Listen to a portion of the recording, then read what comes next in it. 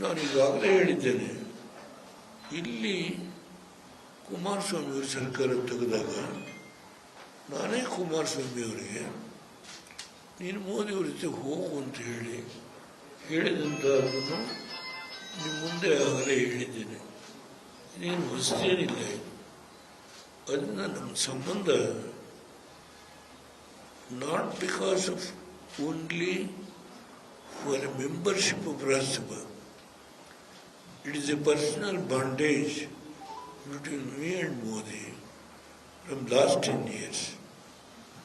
On all circumstances, I stood with Modi, I stood with the Prime Minister for the works that he has done in last 10 years to see that this country's development, all-round development, and much more than that. Now, there are so many problems. India is a vast country, 145 crores population. So, now I don't think there is any other leader who can compete with Modi from my India. Let us be frank. So, not only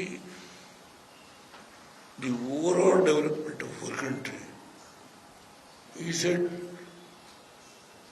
in 2040 or 45, 5 trillion our economic growth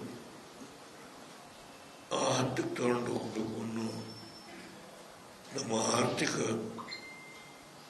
ಶಕ್ತಿ, ಡಿಫೆನ್ಸ್ನಲ್ಲಿ ನಮ್ಮ ಶಕ್ತಿ ಎಷ್ಟು ಹೆಚ್ಚಾಗಿದೆ, ಹೀಗೆ ಹಲವಾರು ವಿಷಯ ಹೇಳಬಹುದು. ವಿದೇಶದಲ್ಲಿ ಇವತ್ತು ಮೋದಿಯವರನ್ನು ಒಬ್ಬ ನಾಯಕ ಅಂತ ಗುರುತಿಸಿದ್ದಾರೆ. ಇದು ಬರೀ ನಮ್ಮ ದೇಶದಲ್ಲಿ ಅಷ್ಟೇ ಅಲ್ಲ, ಹೊರ ದೇಶದಲ್ಲಿ ಕೂಡ ಮೋದಿಯವರ ಬಗ್ಗೆ ಒಂದು ಎತ್ತರದ ಸ್ಥಾನ ಇದೆ. ಆ ಮಟ್ಟಕ್ಕೆ ಬೆಳೆದಿರತಕ್ಕಂಥ ವ್ಯಕ್ತಿ ಇನ್ಯಾರೂ ಇಲ್ಲ.